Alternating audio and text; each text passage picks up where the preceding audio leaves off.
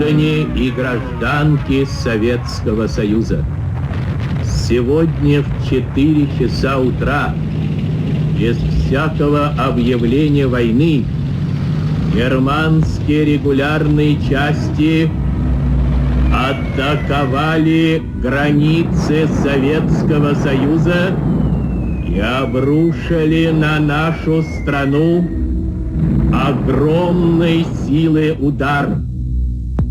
Наше дело правое. Враг будет разбит. Победа будет за нами.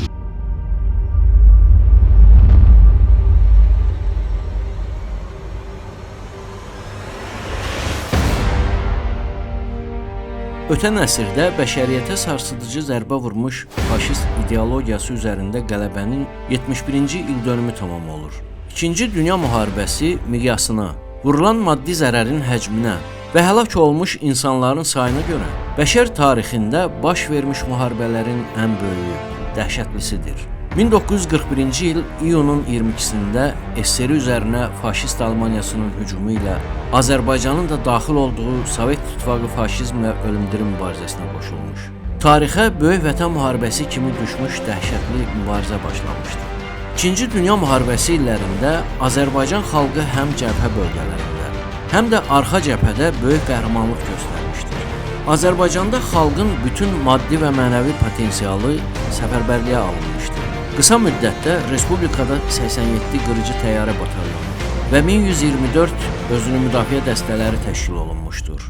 1941-45-ci illərdə 600 mindən çox Azərbaycanlı oğlan və qızlar cəbhəyə yollanıb. 130-a yaxın həmyerlimiz Sovet İttifaqı qəhrəmanı adına layiq görülüb.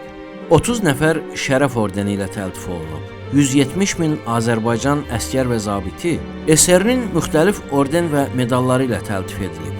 Faşizm üzərində qələbə naminə əmək növbəsində duranların ön sıralarında məhz Bakı neftçiləri gedirdi. Sovet İttifaqında hasil olunan neftin 75%-ni Azərbaycan neftçiləri çıxarıb. Danılmaz faktdır ki, əgər Azərbaycan nefti olmasaydı, müharibənin nəticələri tam başqa cür ola bilərdi. 1941-ci ildə neftçilərimizin fədakar əməyi nəticəsində Azərbaycanın tarixində ən çox 23,5 milyon ton neft istehsal olunub ki, bu da SSR-də istehsal olunan neftin 71,4%-ni təşkil edirdi. Ümumiyyətlə isə müharibə illərində Azərbaycan neftçiləri ölkəyə 75 milyon ton neft, 22 milyon ton benzin və başqa neft məhsulları veriblər. Respublikamız dövlət müstəqilliyini bərpa etdikdən sonra da Böyük Vətən müharibəsi veteranlarına yüksək diqqət və qayğı ilə yanaşmış. Onların sosial müdafiəsinin gücləndirilməsi, xatirəsinin əbədiləşdirilməsi istiqamətində ardıcıl addımlar atmışdır. Dövlət başçısının sərəncamı ilə faşizm üzərində qələbənin ildönümü hər il ölkəmizdə yüksək səviyyədə qeyd olunur.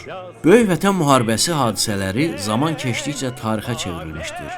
Lakin bu gün öz həyatımıza görə borclu olduğumuz, bəşəriyyətin xilası naminə göstərdikləri misilsiz hünərləri qəhrəmanlıq salnaməsinə əbədi yazılmış igid oğlanların adları yaddaşımızdan silinmir və bizləri daim vətən qarşısında borcumuzu unutmamağa çağırır.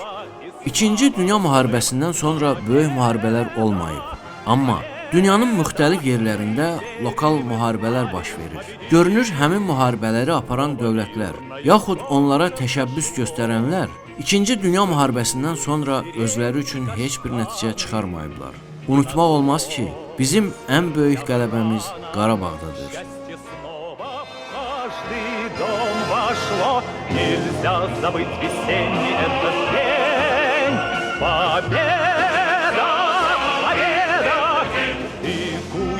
На улицах людей победа!